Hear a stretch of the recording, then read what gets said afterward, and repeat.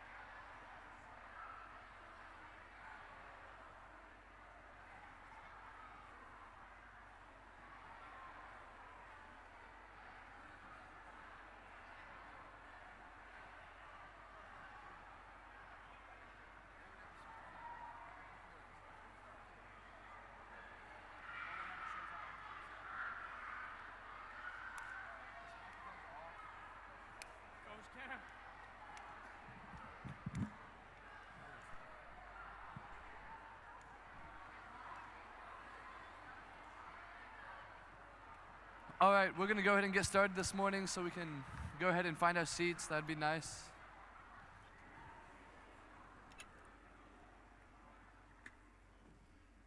All right, I'm going to open us up in a quick word of prayer, so let's bow our heads.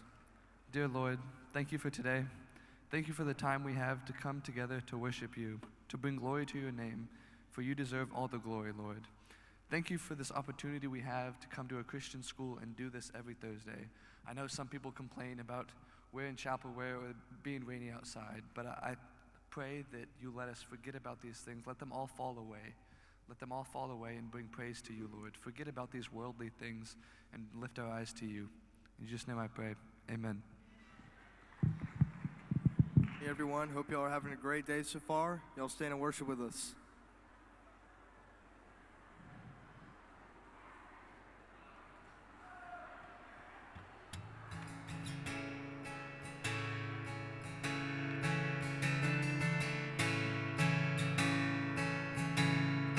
Christ is my firm foundation.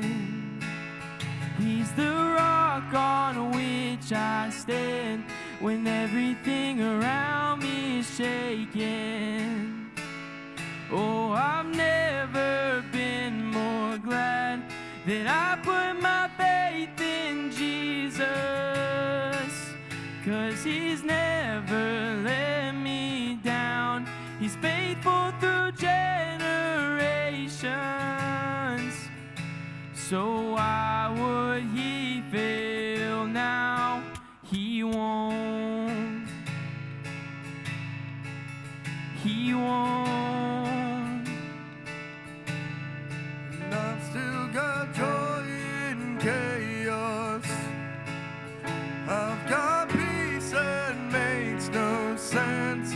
So I won't be going under. I'm not held by my own strength, 'cause I build my life on Jesus. 'Cause he's never let me down. He's faithful through every season. So why would he fail now? He won't. He won't. He won't fail. He won't fail. Christ is my firm foundation. He's the rock on which I stand when everything around me is shaking. Oh, I've never been more glad that I put my faith in Jesus, 'cause he's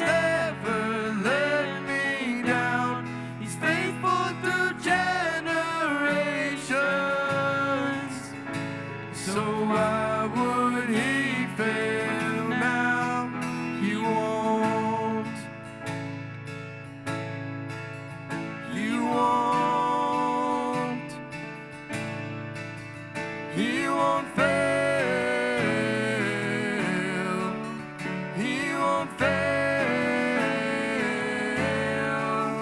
He won't.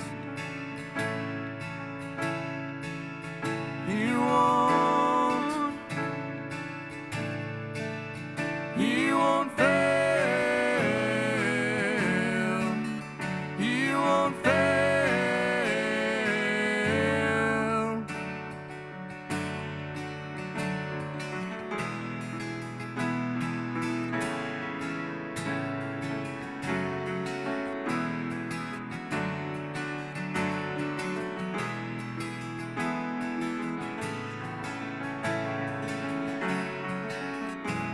Oh, rain came, wind blew, my house was built on you. Oh, I'm safe with you, I'm gonna make it through. Oh, rain came, wind blew, my house was built on you. Oh, I'm safe with you, I'm gonna make it through. Oh, rain came, wind blew, my house was built on you. Oh, I'm safe with you, I'm gonna make it through. Oh, I'm gonna make it through, 'cause I'm standing strong on you. Yeah, I'm gonna make it through, 'cause my house was built on you. Christ is my firm foundation. He's the rock on which I stand when everything around me is shaking. Oh, I've never been more glad that I put my faith in Jesus, 'cause He's never let me down. He's faithful through generations. So why would He fail now? He won't. He won't. He won't fail. He won't fail. He won't.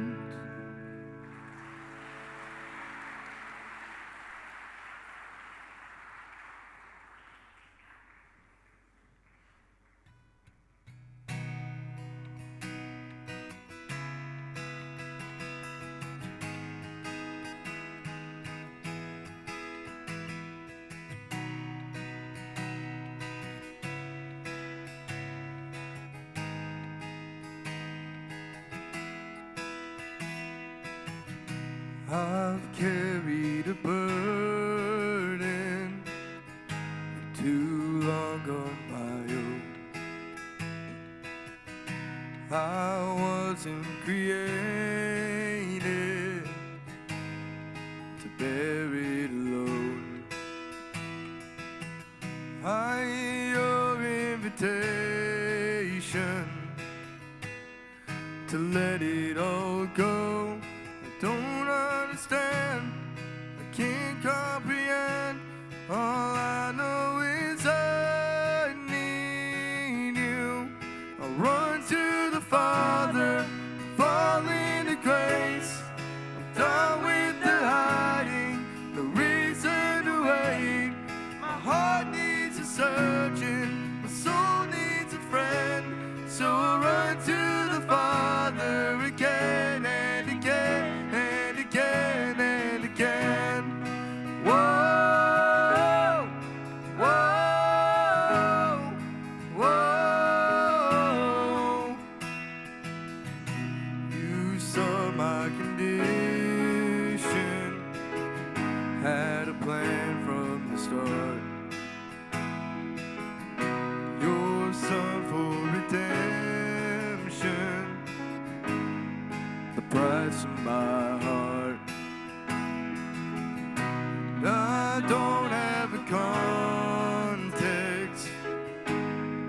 for that kind of love.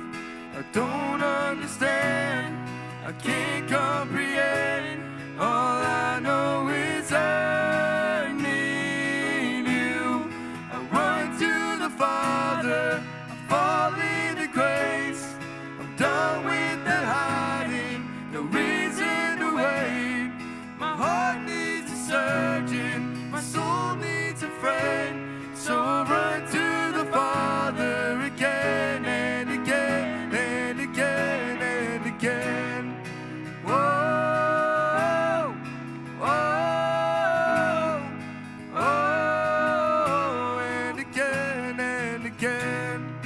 Oh, oh, oh, my heart has been in your sights long before my first breath, running into yours, it's running to life from death.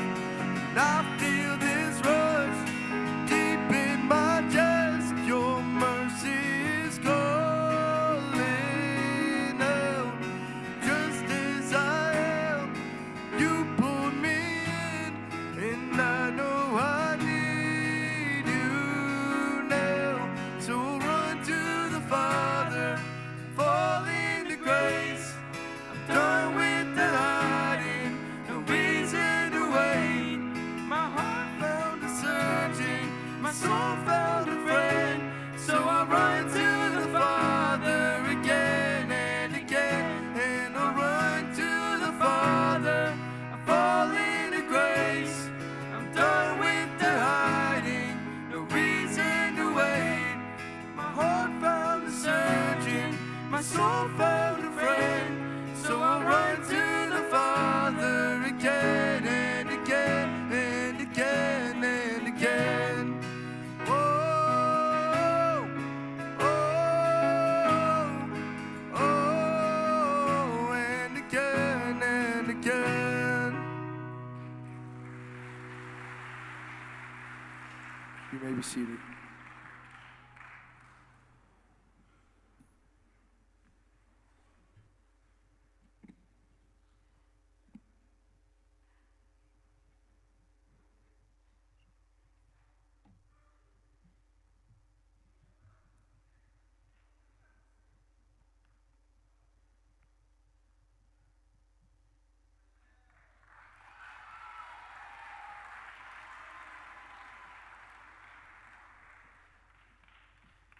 Morning, guys.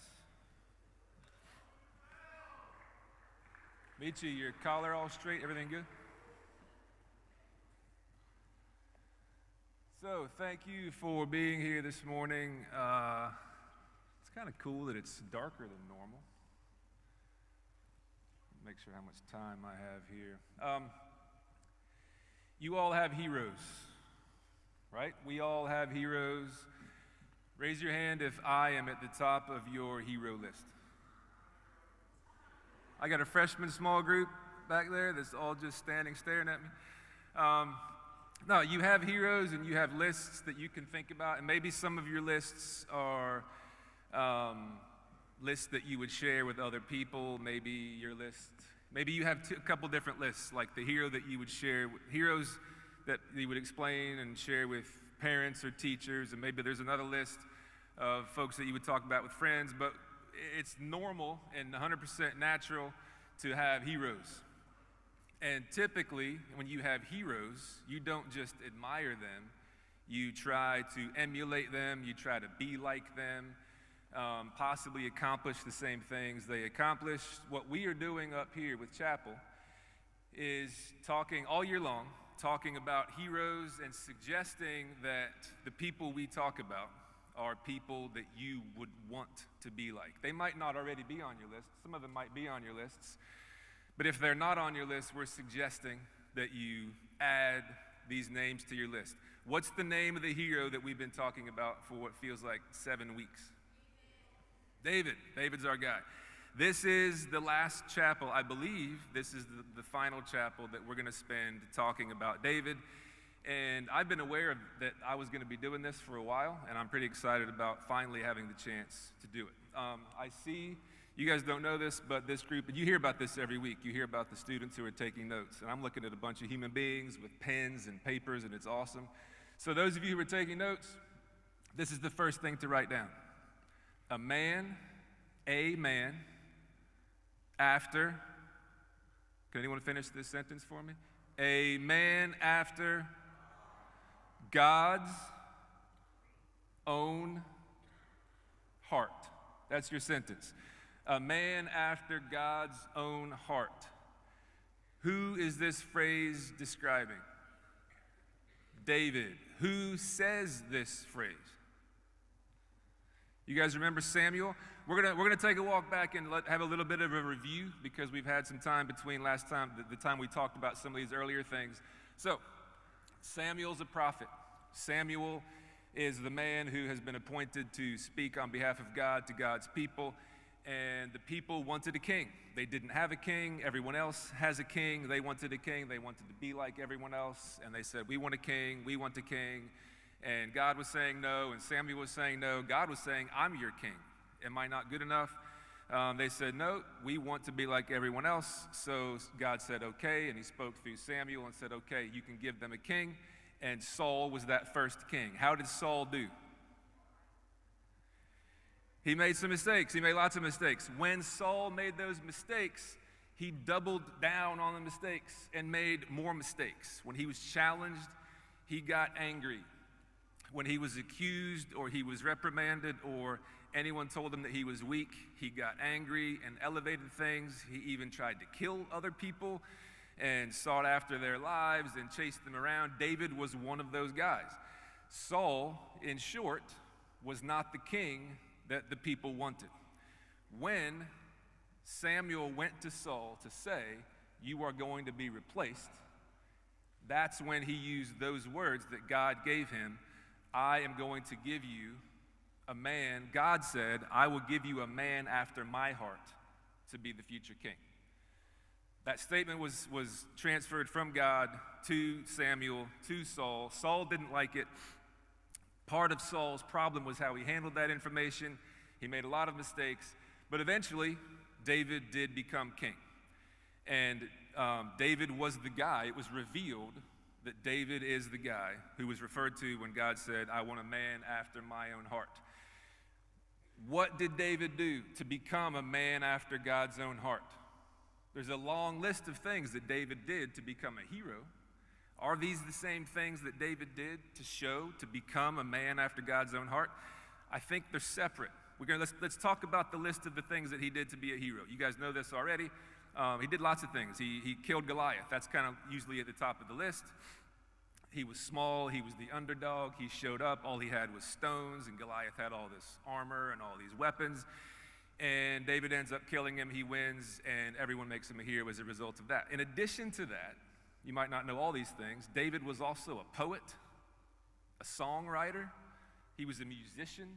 He played the harp. He played the version of a guitar that was popular then. He sang these songs. He actually sang songs to soothe Saul, to help Saul get through anxiety and distress. David did basically everything that David did, he did well. There's lots of things that David did that were heroic, that were quality, that were positive, that people enjoyed to participate in. And even though, we talked before about David and how David was a guy who had qualities that weren't necessarily visible from the outside, like his older brothers. When he was anointed by Samuel, his older brothers were bigger and stronger and older, whatever. But Samuel wasn't like a total loser over on the side. He was just younger, and they didn't know him that well. The Bible actually says Samuel was attractive. He was an attractive guy. He was an athletic guy. He killed lions as he's protecting as he's being a shepherd protecting the sheep. David was a talented, quality individual who accomplished lots and lots of things. That's a list of accomplishments over here. A man after God's own heart is something else. And we're going to talk about that. We're going to get to it here in a second. The man after God's own heart part, and I know you only have that one note. That's okay. I'll tell you some other notes here in a second. The man after God's own heart part of David That's the thing that God prioritized. That's the thing that God saw. That's the thing that God told Samuel. That's the thing that Samuel told Saul he didn't have. It's this thing. It's not all the heroic stuff, and all that stuff is good, and it's important. This is the thing that God valued. And here's how we find how this thing existed, and we're going to end up moving toward how we can also access the same thing. The way we find this thing is when David was at his lowest. So David did all this stuff, killed Goliath, all these heroic things, attractive songwriter, probably had lots of parties at his house and had friends who loved to listen to him play his music. And he was a famous poet, probably one of the most famous poets in the world, because his poems fill the book of Psalms. Most of those Psalms were written by him. So he's a well-known guy who's a musician and a singer and an entertainer. I'm using this terminology because it's going to make sense here in a second. What David did, and we're going to talk about it, some of you guys know this, what David did before he was really established as the actual man after God's own heart was Diddy level stuff. So Diddy, if you're paying attention to the news, and some folks you shouldn't pay attention to this kind of news, but Diddy was a poet. He wrote music that was famous, still is famous, had lots of friends, threw lots of parties, had all kinds of access and had all kinds of people paying attention to him. He was influential. Listen to me. Have all your laughs, but listen to me. The influence that Diddy had was pretty close to the influence that David had as the king of all his people. Here's the thing. For a long, long time, not just Diddy, but lots of people who have lots of money. Listen, guys, don't lose your mind because I just said Diddy 16 times. Follow my story. People who have money and authority and access and influence in the world, definitely in America, can do a lot of things. And often, they can get away with doing a lot of things. That's one of the really, really complicated things about being a leader, being someone who's in that kind of influence, whether it's political, like a king or a president, or whether it's just social, like an artist or an athlete. People can get away with lots of stuff because they have status. Some people try to use their status as maybe juniors at Calvary Day School and athletes, and they feel like they can get in the lunch line earlier than other people. We're working on that, and we're making lots of progress. But that's just a small slice. That's a small slice of the possible things and the ways that society can go wrong when leaders think they can do whatever they want. Saul led that way. Saul failed. We've already talked about that. David was doing pretty well until it was war season. He's a king. It was war season, battle season, and all the soldiers are away. The town's a little bit more quiet. David's walking out on his rooftop. He's like a penthouse place downtown where he stays, and he walks out, and when he's on his rooftop, he looks out and he sees a woman taking a bath. And he watches the woman taking a bath. And the Bible tells us that not just was it a woman taking a bath who really needs her own privacy, David did not give her that privacy. He watched her, and not only that, the Bible tells us she was beautiful. He enjoyed watching this woman taking a bath. That's a problem. It's a problem for anyone to invade someone's privacy in that way. We all agree with that. We know it. Over here, people are saying that's gross. It is. It's not good. It's incorrect. David, a man after God's own heart, who was selected by God, did that. After that, he decided, I need to be with that woman. He's the king. He can do whatever he wants. He has people who work for him, whose jobs it is to give him what he wants. He sent those people to her house. Her name was Bathsheba. And they went to her house, and they brought her to his house. He spent the night with Bathsheba. He got what he wanted. He wanted something, he asked for it, and he took it. Do you think she wanted to go to the king's house and spend the night with him? Probably not. That's a problem. There's so many problems already in this 2-minute explanation of what I've given you. David did those things. A few weeks later, Bathsheba comes to him, somehow gets a message to him. She's expecting a baby. She's pregnant. We know why.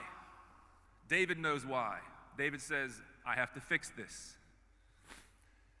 David decides the best way to fix it is to bring her husband, who's a warrior, who's been off at war, bring him back from the battlefield, let him come home and spend time with his wife. Then when she has this baby, everyone's just going to know it's their baby and it's no problem. David wants the problem to go away. He created it. He wants the problem to go away. So he sends for the soldier, brings him home. The soldier's name is Uriah. And Uriah is a heroic guy, a loyal guy. He's loyal to his soldiers. He's loyal to his king. And David says, hey, come on home and hang out with your wife for a few days. Uriah says, okay, but I'm not hanging out with my wife. I'll come home, but I'm not going to leave my soldiers fighting, and then I'm feasting at home and enjoying time with my wife. I'm not going to do that. So Uriah doesn't spend any time with his wife. He comes home, then he goes back to the battlefield. So now David has to have plan B because he still has a problem that he has to make go away. His plan B, this is going beyond Diddy, by the way. Plan B is way beyond anything Diddy did, hopefully. Plan B is he sends Uriah back to battle, specifically to the hottest fighting, the hottest zone of fighting. Why does he do that? He wants him to die. Because if he dies, if Uriah dies, David can marry his wife. She has his children. Everything's okay. Nobody knows. Nobody gets caught. So he sends Uriah off. Uriah goes to fights. Uriah's a great soldier. Uriah dies. Plan B works for David. Bathsheba mourns when her husband dies, and she spends time doing that. David lets her do that. When that time is finished, he invites her back to the house. They get married. She has the child, and David's thinking, everything's okay. I fixed it. Then a dude named Nathan shows up. Nathan is another prophet, kind of a replacement prophet for Samuel. Nathan comes up, doesn't tell anyone why, but he talks to David, and he says, David, I'm going to tell you a story. And he tells him a story about injustice. I'm not going to walk you through the story. You can find it in 2 Samuel. But Nathan tells David the story about injustice. And when David hears the story about injustice, he gets really angry. And he's like, that's terrible. That guy should be killed. The guy who did the wrong thing should be killed. And Nathan says, you are the man. You are the man. This is what you've done. I'm going to read this real quick out of 2 Samuel. These are the words of God gave to Samuel to say to David. You are the man. Thus says the Lord, the God of Israel, I anointed you king over Israel, and I delivered you out of the hand of Saul. I gave you your master's house, your master's wives into your arms, and gave you the house of Israel and of Judah. And if this were too little, I would add more. Why have you despised the word of the Lord to do what is evil in his sight? Then he names it. He names it. This is publicly. You have struck down Uriah the Hittite, the soldier, with the sword, and have taken his wife to be your wife, and have killed him with the sword of the Ammonites. He says a bunch of other things that are going to happen to his family, including, he says, behold, I'll raise up evil out of your own house, within your family, and because you did this secretly, I'm going to do the same thing to you, but publicly, and it's really rough. You can read it. David's response to that. This is when David becomes a man after God's own heart, by the way. This is it. David's response when Nathan says all those things, I have sinned against the Lord. That's it. He acknowledged his mistake. And not just I've made a mistake, but I have made a mistake directly against God. And I know what's implied in this confession is I know that God gave me everything I needed. And I decided to say that wasn't enough. I'm going to get what I want on my terms, on my time, and I'm going to fix problems that come as a result of it, and I'm going to act like I have control over my whole entire existence. He recognizes, I have sinned against the Lord. Nathan's response, the Lord also has put away your sin, you shall not die. David's afraid that he was going to be struck down, killed immediately. People in the Old Testament were sucked into the ground like that. I mean, all kinds of justice was brought. And David knew those things were possible. But he didn't die in that moment. The Lord has put away your sin, you shall not die. Nevertheless, because by this deed you have utterly scorned the Lord, he's not saying everything's okay. The child who is born to you shall die. When the child is born, several months later, the child dies. This moment, so a man after God's own heart recognized he made a mistake. Not immediately, because when he made the mistake, the first time he recognized it, he tried to make it go away. Then he tried plan B to make it go away. Then this guy brought it to him publicly in front of other people. He knew he couldn't get away from it. He recognized it, he confessed, but then he repented and changed his direction. He went away from those things because of as a result of the difficulty that he began to experience. He lost this child. And then his children grew up and they did all kinds of other weird ditty stuff. I mean, there's a lot of really messed up stuff that happened in David's household, and he is the king of Israel. Messed up stuff in humanity has been happening for a long, long time. And God brings justice through all these things, but only if we do what David did as a man after God's own heart. I'm going to bring up 3 people who have volunteered, who have actually agreed to come help me. So those 3 guys I've talked to, please come up. We're going to do this very quickly, but there's going to be a nice visual aid that helps us see how this process works.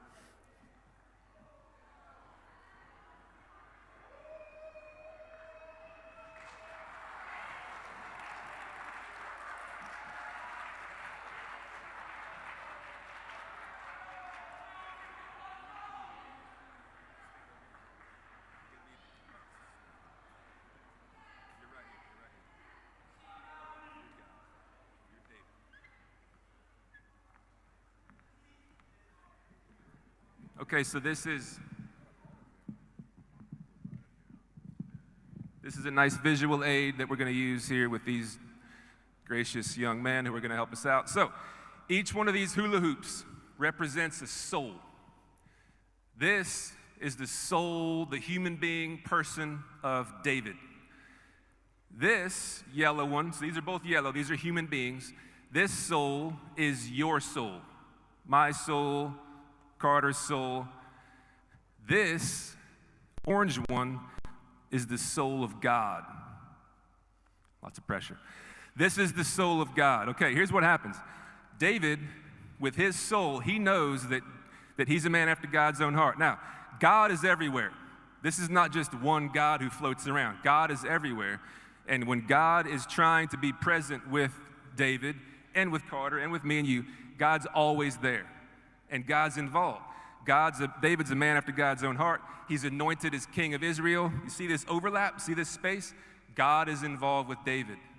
But David's got Bathsheba and sin and all this other stuff hanging out over here. But when it gets bad, when David goes way too far, and he knows I have messed up, he confesses. Now, first of all, I was going to break these hula hoops, but I couldn't do it with the scissors. But so just act like this is broken because it's yellow, and so it breaks, and now it can't hang together. The only way this thing can stay together is if David lets God get involved, and God gets involved fully, comes in from behind like this big giant guy, and God restores the broken soul of David. David can now be a man after God's heart because God's heart lives. You can't even tell the difference between God's heart and the man's heart. But it's because David said, I can't do it. You're right. I messed up. I'm sorry. You gave me everything I need, and I said it wasn't enough. And only then was he able to say, take everything. It's yours. I don't exist anymore. In Colossians 3, Paul says that our lives are hidden with Christ in God. That's what this looks like. You can't even see David anymore because God is there. Carter is representing, so step away, David. Carter is representing you and me. David's done his thing. David's a man after God's own heart. He's famous. He wrote the Psalms. They've helped us out. David messed up. But when we think about David, we don't think about Bathsheba and Uriah.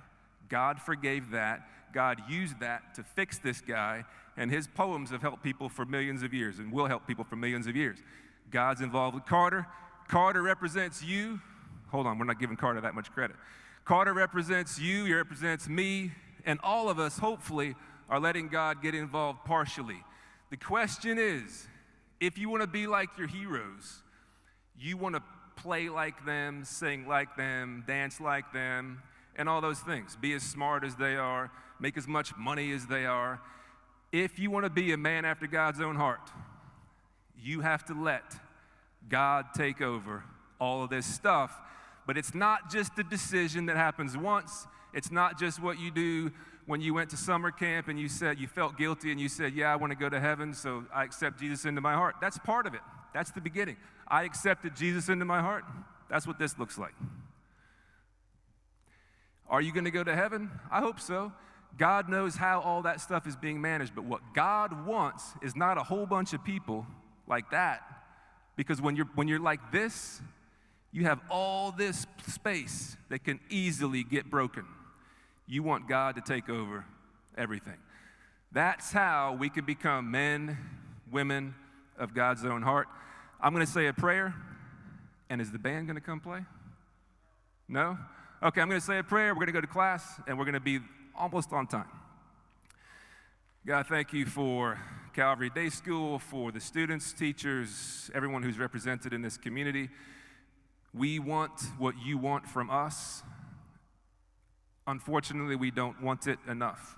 We don't want it often enough. We don't want it fully enough. Please inspire us and motivate us and remind us and use us to remind each other of how much we need to continue to humble ourselves, put ourselves at your mercy, trust you, and trust the leaders you put in our path, and become men and women after your own heart. In Jesus' name.